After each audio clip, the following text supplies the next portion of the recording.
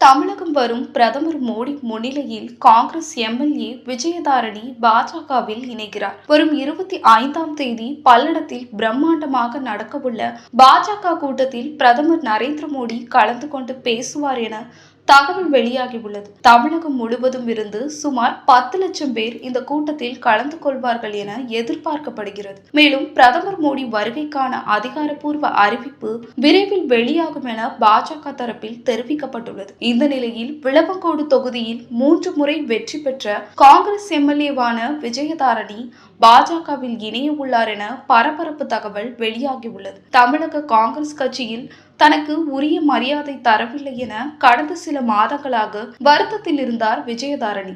இந்த நிலையில் இந்த மாதம் தமிழகம் வரும் பிரதமர் மோடி முன்னிலையில் பாஜகவில் இணைகிறார் என வெளியான தகவலால் காங்கிரஸ் கட்சியினர் கடும் அதிர்ச்சியில் உள்ளனர்.